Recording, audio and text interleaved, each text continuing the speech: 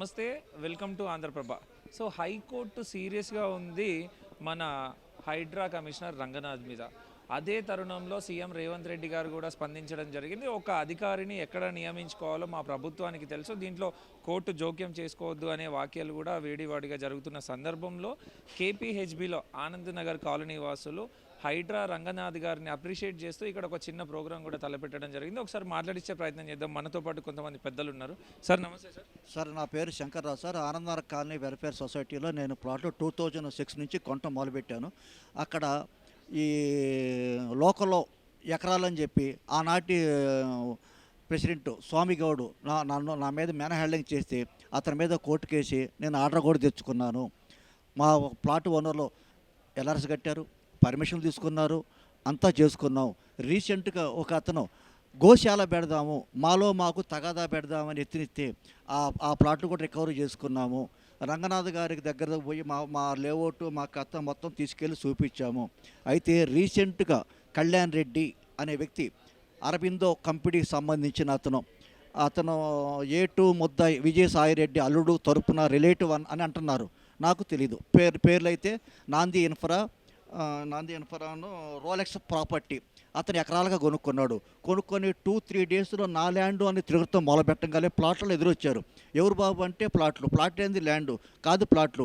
అరే నా కొడుకు నన్ను మోసం చేసినట్టు అని చెప్పి ఆయనకి వచ్చేసాం కదా అని చెప్పి మొత్తం ఎకరాలుగా రౌండ్ కంపెనీలు కట్టేసి నేను సోన్సో అరబిందో సోన్సో కళ్యాణ్ రెడ్డి సోన్సో నాంది ఇన్ఫ్రా అనగానే ప్లాట్లో భయపడి వాడికి అమ్ముకోవటం మొదలుపెట్టారు. ఇక తదిమళ్ళు అమ్మట్లేదు. అమ్మకపోయేసరికి ఆ రంగనాథ్ గారి దగ్గర పోయి చూపించాం, రియల్గా చూపించాం. ఇదిగో ఒకే రోజు ల్యాండ్గా రిజిస్ట్రేషను, ఒకే రోజు ప్లాట్గా రిజిస్ట్రేషను, నాంది ఇన్ఫ్రా కళ్యాణ్ రెడ్డి సేమ్ ఒకటే డేటు, సీరియల్ నెంబర్ కూడా ఉంది, సీరియల్ నెంబరు. సో ఎన్ని రకాల మన రంగనాథ్ గారు చెబితే రంగనాథ్ గారు వచ్చేసి వాటి డెమాలిషన్ చేశారు. కనుక అత్యున్నత న్యాయస్థానానికి మేము కోరుకునేది ఒకటి, నేను ఏ గుడి దగ్గరకు పోయి నేను దండం పెడతలేదు, జడ్జి దగ్గర పెద్ద గుడి దగ్గర దండం పెడుతున్నాను. కనుక దయచేసి హైకోర్టు వారికి న్యాయమూర్తుల గారికి తెలంగాణ గవర్నమెంట్ తెలంగాణ ప్రభుత్వం తరపున భాగ్యనగర్ గారి తరపున ఏడుకుంటున్నాను. ఇదే దండం ఎమ్మెల్యే కాడ పెడతలా, మినిస్టర్ కాడ పెడతలా, న్యాయమూర్తులు దేవుడి దగ్గర పెడుతున్నాను. కనుక కొంచెం రంగనాథ్ గారి గురించి హైడ్రా కమిషనర్ రంగనాథ్ గురించి పునః సమీక్షించాలని కోరుకుంటున్నాను. యూపీలో బుల్డోజర్ బాబా, తెలంగాణలో రంగనాథ్ గారు. కనుక ఆయన ఉంటేనే మాకు న్యాయాలు. ఈరోజు వాళ్ళు వచ్చారు, రంగనాథ్ గారు వచ్చారు, పార్కులు డివైడ్ చేశారు, పార్కులు ఫెన్సింగ్ చేశారు, రోడ్లు డివైడ్ చేశారు, లంచ్ మోషన్ అనగానే కొద్దిగా బ్రేక్ చేశారు. కనుక రంగనాథ్ గారి మీద కొంచెం దయచేసి పరీక్షించి సిబిఐ ఎంక్వైరీ చేయండి. మానందర్ కాలనీ బోర్డు. కనుక ఆయన మీద కొద్దిగా దయచేసి ఇదే దండం. మాకు డబ్బులు హైకోర్టుకి ఎలాంటి డబ్బులు మళ్ళీ ఇదే ఇక్కడ వేసాడు, మళ్ళీ హైకోర్టుకు పోయి అదే రోజు మళ్ళీ తెచ్చుకున్నాడు. ఇది నాంది ఇన్ఫ్రా ఉంది, మళ్ళీ రోలెక్స్ ప్రాపర్టీ ఉంది. నాంది ఇన్ఫ్రా ఉంది, రోలెక్స్ ప్రాపర్టీ ఉంది. Same day land, same day plot, same layout. ఇది ఎంతవరకు చెప్పండి. మా దగ్గర డబ్బులు హైకోర్టుకి వెళ్దామంటే కనుక న్యాయమూర్తి గారికి వేరుకుంటున్నాం. దయచేసి మా డబ్బులు లేని వాళ్ళ మా బాధలు కొద్దిగా వినండి. రంగనాథ్ గారి గురించి కొద్దిగా పరీక్షించండి. ఇన్ని లక్షల కేసులు కోర్టులో పెండింగ్లు ఉంటున్నాయి. కనుక కోర్టుకి వెళ్దామంటే భయపడుతున్నాము. ఎప్పుడుకొచ్చింది తీర్పు?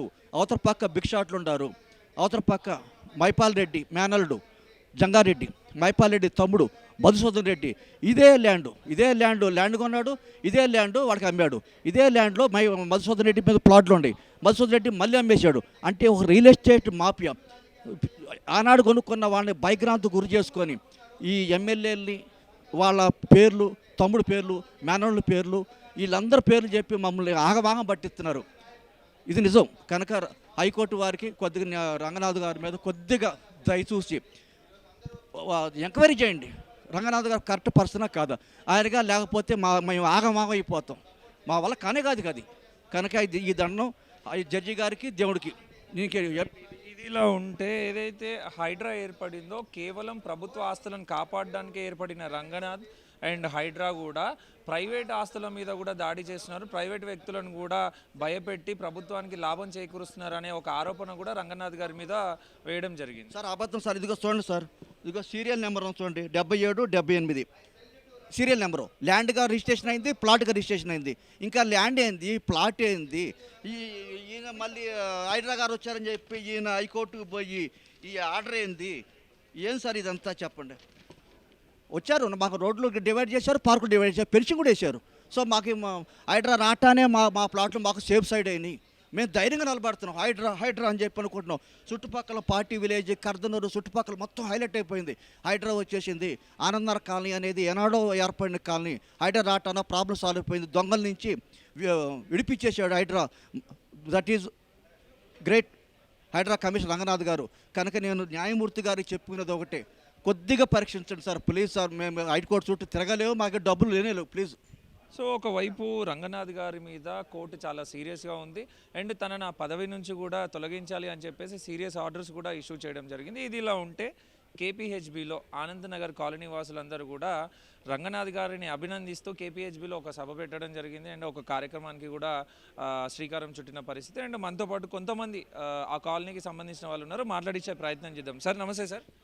చాలా చాలా రెండుసార్లు నమస్కారం అండి. ఎందుకంటే ఈరోజు ఈ హైదరాబాద్ పర్యావరణ పరిరక్షణ ఐక్యవేదిక మీరు రావటము, మరీ ముఖ్యంగా మీరు మాకు సపోర్ట్ చేయకపోయినా మేము చేసేదానికి మీరు ఇది ప్రజలకు తెలియాలని తెలియజేయడానికి కూడా వచ్చినందుకు సంతోషం అండి. సో ఇదంతా బాగానే ఉంది, మీరు హైడ్రా కమిషనర్ అప్రిషియేట్ చేయడము, హైడ్రా కమిషనర్ వర్క్ అంతా కూడా బాగానే ఉంది. కానీ తన మీద దాదాపు 63 కేసులు కోర్టులో ఉన్నాయి. ఏ ఒక్క కోర్టు కేసుకి కూడా తను అటెండ్ కాలేదు అండ్ తన నా పదవి నుంచి కూడా తొలగించాలి అని చెప్పేసి కోర్టు చాలా సీరియస్ అవ్వడం జరిగింది. దీన్ని ఎలా చూడొచ్చు అంటారు? సార్ ఫస్ట్ కోర్టుకి మేము చాలా చాలా చాలా యూనో థ్యాంక్స్ చెప్తున్నామండి. ఎందుకంటే కోర్టు ఎవరిని తీయాలా ఎవరిని తీయకూడదా అంత బ్లైండ్గా వెళ్ళదేమో అనుకున్నామండి. కానీ కోర్టు ఎక్కడో ఏదో తెలియని వాళ్ళ వ్యక్తులని ఏమన్నా చేశారో మాకైతే తెలియదు. కానీ మేము గౌరవిస్తామండి కోర్టుల్ని. గౌరవించేటప్పుడు గౌరవప్రదమైన ఒక సీట్లో కూర్చున్న కమిషనర్ గారిని ఇంకా గౌరవించాలని ఇక్కడికి వచ్చామండి. దానికి కారణం ఏంటంటే మీకు తెలుసు కదండి, ఇంతకుముందు భూములు ఎక్కడ కొనాలన్నా అమ్మాలన్నా ఒక ప్లాట్ని 2-3 రిజిస్టర్ చేయటము, ఇంకో ప్లాట్ 4 రిజిస్టర్ చేయటము, పేదవాళ్ళ భూములు లాక్కోవటము, పేదవాళ్ళని కూర్చోబెట్టిన వాళ్ళని వాడుకోవటం, ఎన్ని చేసిన భూ కబ్జాదారులకి అండ దండ ఈరోజు ఒక హైడ్రా. అదే హైడ్రాని మరి కోర్టు ఎందుకు నెగిటివ్ తీసుకుందో ఎవరికీ తెలియదు. 65 కేసులు అంటారు, 600 కేసులు 6000 కేసులు వాళ్ళేమో బయట తిరుగుతుంటూ వాళ్ళు ఏదో పనులు చేస్తున్న వాళ్ళు పట్టించుకోకపోవటము, న్యాయం చేసే వాళ్ళకి ప్రజలు నేనుంటూ ఉన్నానని చెప్పి ఒక వ్యవస్థ పెట్టిన రేవంత్ రెడ్డి గారికి, అదే వ్యవస్థను పనిచేస్తున్న ఒక నిక్కచ్చమైన ఒక వ్యవస్థలో పనిచేసే ఒక ఆఫీసర్ గారు రంగనాథ్ గారిని ఈ వ్యవస్థలో ఉండొద్దు అని చెప్పడము కొంచెం బాధ కలిగించిందండి. ఈ బాధను మేము ఎలా చెప్పుకోవాలో తెలియక ఈరోజు ఈ పర్యావరణం ఎవరైతే ఉన్నారో వాళ్ళందరం కలిసి సార్ గారికి సంఘీభావం తెలియజేయడానికి వచ్చామండి. ముఖ్యంగా నిజం ఎప్పుడు గెలుస్తుందని మాకు ఒక ఆలోచన ఉందండి. దానికి కారణం ఏంటంటే నిజాలు ఈరోజు తెలియపోవచ్చు, రేపు తెలియపోవచ్చు, ఎప్పటికైనా నిజాలు తెలుస్తాయి. ఆ నిజాలు ఎప్పుడు తెలుస్తాయంటే వాస్తవాలను వక్రీకరించి కొంతమంది కబ్జాదారు ఉన్నారు చూడండి, వాళ్ళు అయోమయంగా సృష్టించి ప్రయత్నాలు ఎంత చేసినా చట్టపరమైన విధులను హైడ్రా యథావిధంగా కొనసాగించాలని కోరుకున్నప్పుడే ఆ నిజాలు నిర్భయంగా బయటకు వస్తాయి. ఇప్పుడు ఏమీ కాదండి, రంగనాథ్ గారు అనే ఒక వ్యవస్థ, ఇది వ్యవస్థ కాదు, ఇది శక్తివంతమైన వ్యవస్థగా పటిష్టమైన వ్యవస్థగా చేసిన వ్యక్తే రంగనాథ్ గారు. ఇప్పుడు ఈ రంగనాథ్ గారు కావాలని కొన్ని వేల లక్షల మంది ఈరోజు బయటకు వచ్చే రోజు వస్తుందండి, అది వస్తుంది. కానీ ఇప్పటికి ఏమీ కాలేదండి. కోర్టు గౌరవప్రదమైన కోర్టు ఒక తీర్పునిచ్చిందండి. ఆ తీర్పులో రంగనాథ్ గారికి అండగా నిలవాలని ఈరోజు ఇక్కడికి వచ్చామండి. జయ హో రంగనాథ్ గారు, జయ జయ హో. ఇదంతా ఇలా ఉంటే ఏదైతే సామాన్యులు ఉన్నారో వాళ్ళ మీదనే చాలా ఎఫెక్ట్ పడింది హైడ్రా వల్ల. పెద్ద రాజకీయ నాయకులు కానీ లేకపోతే ఫామ్ హౌజులు కట్టుకున్న, ఏదైతే ఉస్మాన్ సాగర్ హిమాయత్ సాగర్ దగ్గర కూడా పెద్ద పెద్ద ఫామ్ హౌజులు కట్టుకున్న వాళ్ళ మీదకి మాత్రం వెళ్ళలేడు రంగనాథ్. అండ్ చిన్న వాళ్ళ మీదనే తన ప్రతాపం చూపించడం అనే ఆరోపణ కూడా ఒకటి వస్తుంది. సార్ రంగనాథ్ గారు చిన్న వాళ్ళ మీద పేదవాళ్ళ మీద ప్రతాపం చూపించలేదండి. ఏమంటే వెనక నాగార్జున గారిది కొట్టేశారు, అలాగే 4 కోట్ల ఉన్న ఆ 4 కోట్ల కొట్టేశారండి వాళ్ళు. అదంతా కూడా ఒక పబ్లిసిటీ స్టంటే చేసినట్టు నాగార్జున ల్యాండ్ విషయంలో అని చెప్పేసి కూడా ఇంకో ఆరోపణ ఉంది. అయ్యో బాబాయ్, పెద్దగా కట్టుకున్న పెద్ద బిల్డింగ్ని పడగొట్టండి రా బాబాయ్ నాగార్జున గారు ఎప్పుడు చెప్పరండి ఎవరికి. అది కొట్టిన తర్వాత నాగార్జున గారు బాధపడడానికి అవకాశం లేదు. ఎందుకంటే పర్లేదు, నాగార్జున సొసైటీలో ఒక స్టాండ్ బై పర్సన్గా ఉన్నాడు కాబట్టి అంత బాధపడలేదండి. పేదవాళ్ళు కొట్టేప్పుడు పేదవాళ్ళు బాధపడ్డారు, దానికి అండగా నేను ఉంటా అని చెప్పేసి పేదవాళ్ళకి డబుల్ బెడ్రూమ్ అని ఇస్తా అని చెప్పి బహిరంగంగా చెప్పిన వ్యక్తి మన రంగనాథ్ గారండి. దానికోసం ఎవరో చెప్పారని మీరు అలా మాట్లాడటం కరెక్ట్ కాదండి. బికాస్ ఆఫ్ దట్ రంగనాథ్ గారు ఏ చేసినా చాలా స్టడీ చేసి ఇది రైటా రాంగా, ఇది మనదా కాదా అని తెలుసుకున్న తర్వాత మాత్రం అడుగు పెడతారండి. అప్పుడు దా బుల్డోజరే కాదండి, ఆయన కాలు కూడా పెట్టరండి. వ్యవస్థలో ఇది రైటా రాంగా అని తెలుసుకున్న వ్యక్తి శక్తి రంగనాథ్ గారు కాదండి, ఆయన నెలకొన్న టీం అండి. ఆ టీం అంతా స్టడీ చేసిన తర్వాత అక్కడ అడుగు పెడుతుంది. ఆ తర్వాత బుల్డోజర్ వస్తుంది. ఆ తర్వాత పడగొట్టి ఇది గవర్నమెంట్ భూమి అని చెప్తుంది. ఇదే హైడ్రా, ఇది తెలుసుకోమని చెప్పండి అందరినీ. ఎవరో ఏదో చెప్పారని ఏదో పిట్టకథలు చెప్పొద్దండి మాకు. బికాస్ ఆఫ్ దట్ వ్యవస్థలో ఒక మంచి శక్తివంతం నాయకుడు ఉన్నప్పుడు రాళ్ళు వేస్తారు, రప్పలు వేస్తారు, అవసరమైతే ఇంకా ఏమైనా వేస్తారు. దాన్ని తట్టుకొని వ్యక్తే రంగనాథ్ గారు. ఇలాంటి ఆఫీసర్ గారిని వద్దనటము నిజంగా మేము చాలా బాధపడుతున్నామండి. ఒక పర్యావరణ పరిరక్షకులుగా, ఒక పర్యావరణ పిచ్చిగా మేము ఈరోజు వచ్చి మాది ఖాళీ కాకపోయినా ఇది పెడుతున్నారని తెలిసి నిజంగా కేపీహెచ్ఎఫ్ కాలనీలకి నా యొక్క సెల్యూట్ అండ్ జేహా అండి. బికాస్ వాళ్ళు ఈ అవేర్నెస్ తీసుకురావడము గొప్ప శుభ పరిణామం అండి. ఇది ఇలాగే సాగాలని, ఇంకా చాలామంది హైడ్రాకి సపోర్ట్ చేయాలని, రంగనాథ్ గారు లాంటి మంచి వ్యక్తికి ఇంకా సపోర్ట్ చేయాలని కోరుకుంటూ థ్యాంక్ యూ టు ఆంధ్రప్రభ. ఇంకా కొంతమంది కేపీహెచ్బి కాలనీ వాసులు ఉన్నారు, మాట్లాడించే ప్రయత్నం చేద్దాం. సార్ నమస్తే. సార్ మీరేమో హైడ్రా రంగనాథ్ గారిని అప్రిషియేట్ చేస్తున్నారు, ఒకవైపు ఏమో కోర్టు చాలా సీరియస్గా ఉంది తన విషయంలో, దీన్ని ఎలా చూడొచ్చండి? ఇది మిస్కమ్యూనికేషన్ అండి. రంగనాథ్ గారు ఒక నిక్కచ్చిగా అయినటువంటి తనకు అప్పయిపోయిన బాధ్యతలను తాను నిస్వార్థంగా కష్టపడి పనిచేస్తున్నారు. మరి ఆయన చేయటం వల్లే 1,50,000 కోట్ల ప్రభుత్వ ఆస్తిని కాపాడగలిగాడు. అదేవిధంగా హైదరాబాద్లో మీకు తెలిసినటువంటిది భూ కబ్జాలు ఎక్కువైపోతున్నాయి. చెరువులను ఆక్రమిస్తున్నారు, నాలాలను ఆక్రమిస్తున్నారు. మరి వర్షాలు పడినప్పుడు లేకపోతే ట్రాఫిక్లో అప్పుడు చాలా ఇబ్బందులు వస్తున్నాయి. అందుకే కదా హైడ్రా ఏర్పాటు చేసింది. అయితే హైడ్రా ఏ పర్పస్ కోసం అయితే ఏర్పాటు చేశారో ఆ ఉద్దేశం నెరవేర్చడంలో రంగనాథ్ గారు సక్సెస్ అయ్యారు. ఆ నేపథ్యంలో కొంతమంది భూ బకాసులకు, భూ కబ్జాదారులకు ఇబ్బందులు కలిగినాయి. వాళ్ళు కోర్టుకు వెళ్తుంటారు సహజంగా. కోర్టుకు వెళ్ళినప్పుడు మరి కోర్టుకు ఏమి సమాచారము ఉన్నదో, లేకపోతే ప్రభుత్వ మరి న్యాయవాది ఉంటాడు, మరి వాళ్ళ అఫిడవిట్లు అవన్నీ ఇస్తుంటారు, ఇన్ఫర్మేషన్ ఇస్తుంటారు. ఏదో లోపం జరిగి ఉంటుందని చెప్పేసి నేను భావిస్తున్నా. కానీ రంగనాథ్ గారు మాత్రం తప్పు చేయరు. అదిగాక ఇంకోటి కూడా వస్తుందండి, 63 కేసుల్లో ఆయన పైన మరి కోర్టు ధిక్కారణ కేసులు వస్తాయి అనే వరకు అందరికీ ఏమనిపిస్తుంది అంటే ఈయన కోర్టు యొక్క తీర్పుల్ని ధిక్కరిస్తున్నాడు అనేటటువంటి అభిప్రాయం వస్తుంది. కానీ కొన్ని వేల కేసులు డీల్ చేస్తున్నప్పుడు కొన్ని రావటం సహజము. నేను అంత డీటెయిల్గా పోకపోయినప్పుడు కూడా జనరల్ ఒపీనియన్ ఏంటంటే మరి రంగనాథ్ గారు చాలా నిక్కచ్చిగా పనిచేస్తున్నారు. ఒక అభిప్రాయం ఏంటంటే రంగనాథ్ గారు అంటే అధికారి పైన చర్య తీసుకుంటే ఇంకా ఎవరు కూడా ముందుకు రారు, ఎవరు పని చేయలేరు, పని చేయనివ్వరు అని చెప్పేసి ఒక సందేశము ప్రజానీకానికి పోతుందని చెప్పేసి ప్రభుత్వం గమనించాలి. కాబట్టి ఈ యొక్క రంగనాథ్ గారిని కొనసాగించటానికి ప్రభుత్వము అవసరమైతే అప్పీల్కి వెళ్ళాలి. డివిజన్ బెంచ్ ఉంటుంది, అప్పీల్కి వెళ్ళాలి. ఎవరైనా సహజం, ఒక స్థాయిలో న్యాయం జరగలేదంటే ఆ పై స్థాయికి వెళ్తారు. అలాగనే నేను ఇంకొకటి కూడా చెప్పదలుచుకున్నాను, ప్రభుత్వం అప్పీల్కి వెళ్తుందని భావిస్తున్నాను. ఒకవేళ ప్రభుత్వం వెనక ముందైనా కానీ స్వచ్ఛంద సంస్థలు ఏవైతే ఉన్నాయో వాళ్ళైనా అవకాశం ఉన్నట్లయితే అప్పీల్కి వెళ్ళటం జరుగుతుంది. రంగనాథ్ గారిని మరి అటువంటి అధికారికి ప్రజలందరూ కూడా అండదండలుగా ఉండాలి. ప్రజల మద్దతు ఉంది యాక్చువల్గా. కాకపోతే వ్యక్తిగతంగా ప్రజలు ఎవరు కూడా మరి ఏమీ చేయలేకపోయినప్పుడు కూడా ముఖ్యమంత్రి గారికి, ముఖ్యంగా హైడ్రా చాలా ప్రతిష్టాత్మకమైనటువంటిది. ఆయన దానిపైన ఎన్నో ఆశలు పెట్టుకొని హైదరాబాదును సుందర నగరంగా తీర్చిదిద్దాలంటే, అభివృద్ధి పదంలో నడపాలంటే, ఆక్రమణలు తొలగించాలంటే హైడ్రా పనిచేస్తుందని చెప్పేసి వారు గట్టి విశ్వాసంతో ఉన్నారు. కాబట్టి వారు కూడా దీనిపైన డీప్గా ఎంక్వైరీ చేసి అవసరమైతే రిటైర్డ్ హైకోర్టు జడ్జితోని ఒక కమిటీ వేసైనా సరే వాస్తవాలను వెలికితీసి మరి మంచి వాళ్ళను రక్షించాలా, సమర్థించాలా, అక్రమార్కుల పైన కొరడా దెబ్బ విధించాలా.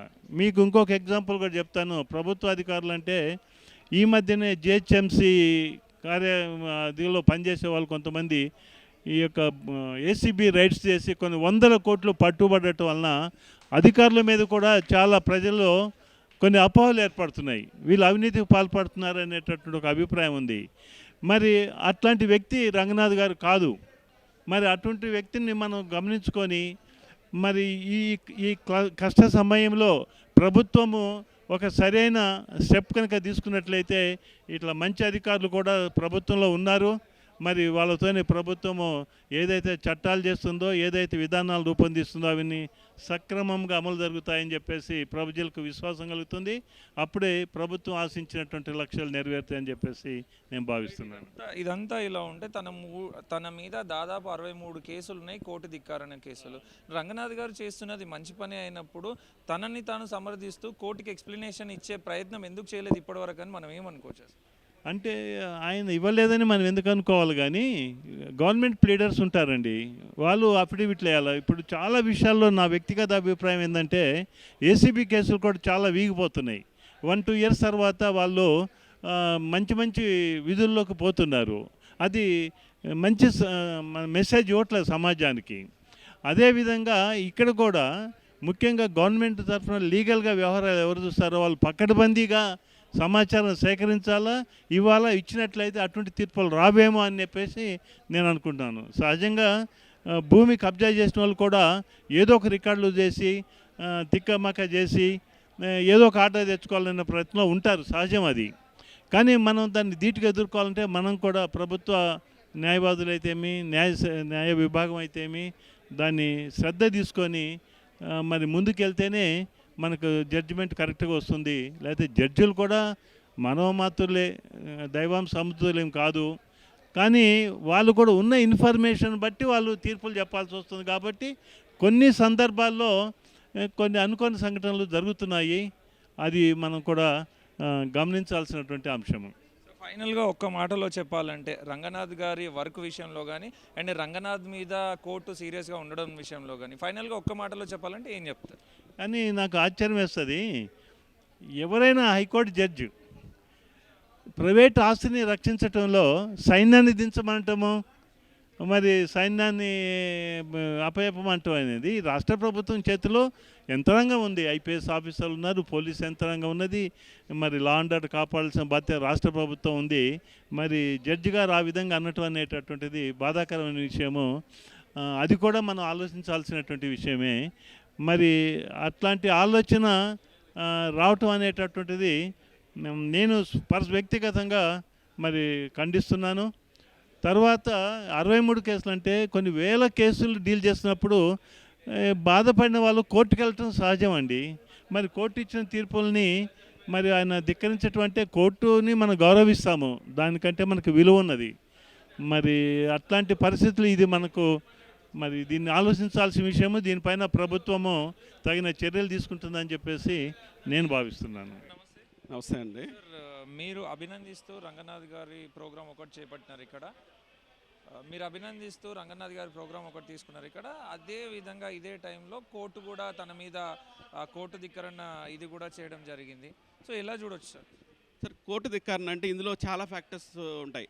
ఆయన హిస్టరీ చూడాలి. రంగనాథ్ గారు పదవి చేపట్టి నుంచి ఇప్పటి వరకు మచ్చలేని వ్యక్తిగా ఉంటా ఆయన ఎంతో మందికి న్యాయం చేస్తా 1,50,000 కోట్ల ప్రజాధనాన్ని, అంటే తెలంగాణ ప్రజాధనం హైడ్రా కమిషనర్గా ఉండి రక్షించి అప్పచెప్పారంటే సో ఇది మామూలు విషయం కాదు. సో ప్రభుత్వం కూడా ఈ విధంగా సుప్రీంకోర్టులో వారు చేసిన మంచి పనులు కానీ వారు 60 కేసులు కూడా ఎందుకు పెట్టారు, ఎవరు పెట్టారు 60 కేసులు? ఈ 60 కేసులు పెట్టింది భూ కబ్జాదారులు. వారి కేసెస్ని ఎలా కన్సిడర్ చేస్తారు అనేది మరి హైకోర్టుని మేమేమి తప్పు పట్టడం లేదు, మేము రెస్పెక్ట్ ఇస్తా. మేము చెప్పేది అంటే ప్రభుత్వం కూడా ఒక ఏం జరిగింది అనేది కూడా ఆలోచించి సుప్రీంకోర్టు నెక్స్ట్ సుప్రీంకోర్టుకి వెళ్ళి సుప్రీంకోర్టులో ఇవన్నీ కూడా విన్నవించాలి. కొన్ని మర్చిపోయి ఉండొచ్చు, ఇక్కడ హైకోర్టుకి కొంతమంది విన్నవించకపోవచ్చు, దానివల్ల కూడా హైకోర్టులో ఆయన కొన్ని అంటే మర్చిపోయి ఉండొచ్చు కొన్ని విషయాలు, కానీ ఆయన అందజేయకపోవచ్చు, హైకోర్టు కొంతమంది అందజేయ, దానివల్ల కూడా ఏదైనా పొరపాటు జరిగిందేమో అవన్నీ చూసుకోవాలని చెప్పేసి మేము కోరుతున్నాము. మీ కాలనీ వాసులకి హైడ్రా విషయంలో కానీ రంగనాథ్ గారి విషయంలో కానీ ఎటువంటి హెల్ప్ దొరికింది అండ్ ఎంతవరకు ప్రభుత్వ భూమిని కానీ లేదా ప్రైవేట్ భూమిని కానీ హైడ్రా కాపాడగలిగింది? టోటల్గా సుమారు 20 ఎకరాల పైనే సుందర్ నగర్ కాలనీలో 20 ఎకరాల పైనే వారు కాపాడటం జరిగింది. సో మా కాలనీ చుట్టుపక్కల కాలనీలనే కాదు, మియాపూర్లో ఉన్న కాలనీ అసోసియేషన్ నుంచి కూడా అదేవిధంగా ఈరోజు ఇంతమంది ఈరోజు వచ్చి కాలనీ అసోసియేషన్ వాసులు ఉన్నారు చూడండి మీరు, వారందరూ కూడా హైడ్రా వల్ల ఎంత లాభం జరిగింది అంటే రంగనాథ్ గారి వల్ల లాభం జరిగింది. సో వారు ఏ విధంగా చేశారనేది పూసగుచ్చినట్టు మీడియా మిత్రులు కూడా అందరూ వివరించారు. సో అది కూడా చూసుకోవాలి. ప్రతిదీ ఏదో ఒక విషయం ఎక్కడో ఏదో మిస్టేక్ జరుగుంటుంది. సో దాని ఒక చిన్న మిస్టేక్ వల్ల మనం ఈ విధంగా ఆయన్ని పదవి నుంచి తప్పించుకోవడం అనేది చాలా తప్పది. సో ప్రభుత్వం కూడా పునరాలించుకోవాలి. అదేవిధంగా సుప్రీంకోర్టు వారు కూడా ఆలోచించి స్టే ఇవ్వాలని చెప్పేసి కోరుతున్నాం మేము. ఫైనల్గా ఒక్క మాటలో చెప్పాలంటే రంగనాథ్ గారి గురించి కానీ హైడ్రా విషయంలో కానీ ప్రభుత్వానికి చెప్పాలంటే ఏం చెప్తారు అసలు? ప్రభుత్వానికి మేము ఒకటే చెప్తున్నాం. మేము ఫైనల్గా మీరు సుప్రీంకోర్టుకి జరిగిన వాస్తవం ఆయన 60 కేసులు అని చెప్పేసి చెప్తున్నారు. 60 కేసులు అనేది భూ కబ్జాదారులు పెట్టారు. భూ కబ్జాదారులు పెట్టిన కేసులను ఎలా కన్సిడర్ చేస్తారు? అది మీరు సుప్రీంకోర్టుకి విన్నవించాలి. విన్నవించి ఆయన ఇప్పటి వరకు పదవి చేపట్టి నుంచి మచ్చలేని అధికారిగా ఎన్ని కేసులు సాల్వ్ చేశారు, ఎంత అభిమానాన్ని ఆయన ప్రజల నుంచి మద్దతు పొందారు, ఇవన్నీ కూడా కన్సిడర్ చేసి తెలంగాణ ప్రభుత్వం ఎంతో నమ్మకం, తెలంగాణ ప్రజలకి ఈయనంటే ఎంతో నమ్మకం కుదిరింది. అంటే తెలంగాణ ప్రభుత్వం వల్లే ఈయన నమ్మకం కుదిరింది. అటువంటి తెలంగాణ ప్రభుత్వం న్యాయం చేసిందని చెప్పేసి కోరుతున్నాం. Thank you. ఇదే సభలో మనతో పాటు ఇంకా కొంతమంది కాలనీ వాసులు కూడా ఉన్నారు, మాట్లాడించే ప్రయత్నం చేద్దాం. సార్ నమస్తే. సార్ నమస్తే. ఈ రోజున ఒక గొప్ప కార్యక్రమం జరుగుతుంది. హైదరాబాద్ పర్యావరణ పరిరక్షకుల వేదికకి నేను రావడం జరిగింది. చాలా అద్భుతమైనటువంటి కలయిక ఇది. హైదరాబాద్ మీద ప్రేమ ఉన్నటువంటి అనేక మంది పర్యావరణ ప్రేమికులు ఈ రోజున ఇక్కడ ఏర్పడి వాళ్ళ అభిప్రాయాలని రంగనాథ్ గారు ద్వారా జరుగుతున్నటువంటి చెరువుల పరిరక్షణ కార్యక్రమానికి ఆకర్షితులైన వచ్చినట్టు వాళ్ళు చాలామంది ఉన్నారు. భవిష్యత్తులో రంగనాథ్ గారు కొనసాగి హైదరాబాద్ని మరింత సుందరీకరించే విధంగా చెరువుల్ని కాపాడాలని కోరుకుంటున్నాం. మీరు ఒకవైపు ఏమో రంగనాథ్ గారిని అభినందిస్తూ సభ పెట్టినారు, అండ్ ఇంకోవైపు ఏమో కోర్టు రంగనాథ్ గారి మీద సీరియస్గా ఉండి ఆ పదవి నుంచి తొలగించాలి అని ఒక ఆర్డర్ ఇచ్చింది. ఎలా చూడొచ్చు సార్ ఈ రెండు? కోర్టుల్ని మేము కానీ ఎవరు కానీ తప్పనిసరిగా గౌరవించి తీరవలసిందే. మా అభ్యర్థన మేము చెప్పుకుంటున్నాము. భవిష్యత్తు నిర్ణయం ఆ కన్సర్న్ పీపుల్ తీసుకుంటారు. ఓకేనండి. ఇప్పుడు మీరు ఇంత బాగా సభ పెట్టినారు, ఇంత మంచిగా కండక్ట్ చేస్తున్నారు, కానీ మీరు ఇక్కడ మీ అందరికీ చూస్తుంటే నల్ల బ్యాడ్జ్లు పెట్టుకోవడం జరిగింది. దాని వెనకాల అంతరార్థం ఏంటి సార్? బాధతో పెట్టుకున్నామండి. అంటే అంత మంచి వ్యక్తి ఉండడం వల్ల హైదరాబాద్లో చెరువులు కాపాడబడతాయి అని నమ్మి ఆయన వెంట కొనసాగుతున్నాం. హైడ్రా రాకముందుకు హైదరాబాద్ రియల్ ఎస్టేట్ పరిస్థితి ఏంటి, హైడ్రా వచ్చిన తర్వాత రియల్ ఎస్టేట్ పరిస్థితి ఏంటి హైదరాబాద్లో? అంటే హైదరాబాద్లో ఇప్పుడు చూసి కొంటున్నారండి. అంతకుముందు ఏది పడితే అది కొనేసేవాళ్ళు, ఇబ్బందులు పడేవాళ్ళు. ఇప్పుడు అట్లా కాకుండా చూసి అది మంచిదా కాదా అని తెలుసుకొని కొంటున్నారు. ఫైనల్గా ఒక్క మాటలో చెప్పాలంటే రంగనాథ్ గారి విషయంలో కానీ హైడ్రా విషయంలో కానీ గవర్నమెంట్కి కానీ కోర్టుకు కానీ మీరు ఒక సందేశం ఇవ్వాలనుకుంటే ఏమి ఇస్తారు? కోర్టుకి మేము ఇచ్చేంత స్థాయి మాది కాదండి. కోర్టుకి మేము చెప్పేంత పెద్ద మనుషులం కాదు. రంగనాథ్ గారు కొనసాగాలని కోరుకుంటాం. రైట్. మరికొంతమంది పర్యావరణ ప్రేమికులు మనతో పాటు ఉన్నారు, మాట్లాడించే ప్రయత్నం చేద్దాం. అన్న నమస్తే. అన్న నమస్తే అన్న. ఒకవైపు మీరేమో రంగనాథ్ గారిని అభినందిస్తూ సభ పెట్టినారు, ఇంకోవైపు ఏమో కోర్టు చాలా సీరియస్ అయిన యాక్షన్ తీసుకోమని చెప్పేసి ఆర్డర్స్ పాస్ చేయడం జరిగింది. ఎలా చూడొచ్చు అన్న? అంటే ప్రత్యేకంగా మనం దీని మీద దృష్టి పెట్టాలనంటే ఏదైతే కేసులు 63 కేసులు పెట్టారో ఇది పెట్టిందంతా కూడా భూ కబ్జాదారులు, ల్యాండ్ మాఫియా వీళ్ళు పెట్టడం జరిగింది. వాళ్ళు తప్పుదోవ పట్టించారు కోర్టుని.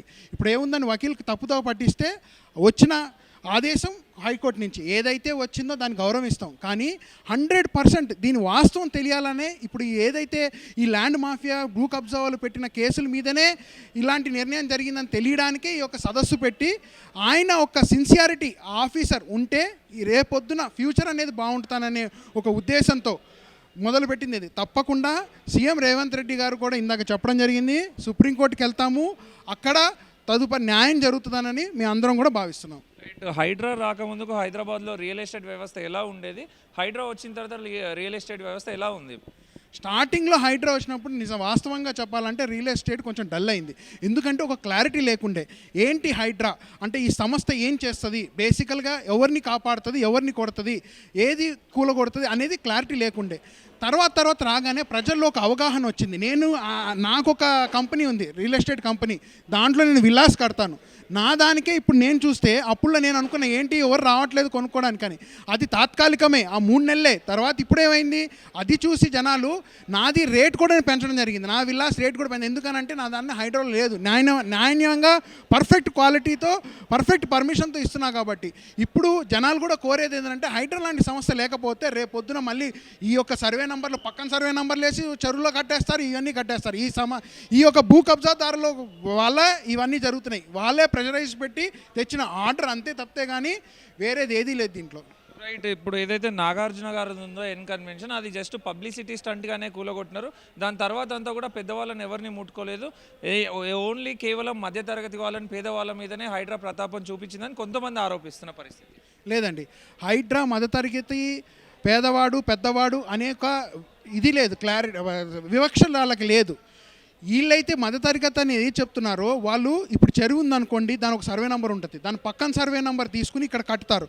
కట్టినప్పుడు కూడా ఈ సోషల్ మీడియాలో పెయిడ్ ఆర్టిస్టులను పంపించి అక్కడ వాళ్ళతో డ్రామా చేయించడం వల్లనే అది ఏందో పేదలది పగలగొట్టారని కాదు, అట్లాంటి ఏం కాదు. వాస్తవంలో ఏంటంటే అక్కడ నోటీస్ ఇచ్చి వెళ్ళి వీళ్ళు చూసి అక్కడ ఎవరు నివాసానికి లేనప్పుడే దాన్ని వెళ్ళి వాళ్ళు కొట్టడం జరుగుతుంది, కూలగొట్టడం జరుగుతుంది. కానీ ఇది ఇప్పుడు ప్రజలకు అర్థమైంది. అప్పుడు స్టార్టింగ్లో మీరు చెప్పినట్టే అలా అనుకున్నారు, కానీ ఇప్పుడు అట్లాంటి ఇది లేదు, అందరూ నమ్ముతున్నారు.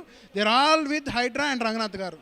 కొంతమంది హైడ్రాని వ్యతిరేకించే వాళ్ళందరూ కూడా దాదాపు 63 కేసులు ఉన్నాయి. రంగనాథ్ గారు అంత మంచి పని చేసినప్పుడు కోర్టుకి ఎందుకు హాజరు కాలేదు, తన ఎక్స్ప్లెనేషన్ ఎందుకు ఇచ్చే ప్రయత్నం చేయలేదు కోర్టులో అని కూడా వాళ్ళు పెదవి విరుస్తున్న పరిస్థితి. రంగనాథ్ గారు ఎందుకు రాలేదు అనడానికి నేను ఒక చిన్న ఎగ్జాంపుల్ చెప్తాను. ఓన్లీ చెరువులు కాపాడడం, ప్రభుత్వ భూములు కాపాడడమే కాదు, ఆయన ఏం చేశారంటే వర్షాలు పడి డ్రైనేజీలు మునిగిపోతే కూడా అక్కడ కూడా రెయిన్ కోట్ వేసుకుని ఒక ఐపీఎస్ స్థాయి వ్యక్తి వచ్చి గ్రౌండ్లో తిరిగి అక్కడ పర్యవేక్షణ చేస్తారు. ఏదైనా ఫైర్ యాక్సిడెంట్ ఏదైనా జరిగిందంటే బిల్డింగ్, దాని దగ్గరకు వచ్చి పర్యవేక్షణ చేస్తారు.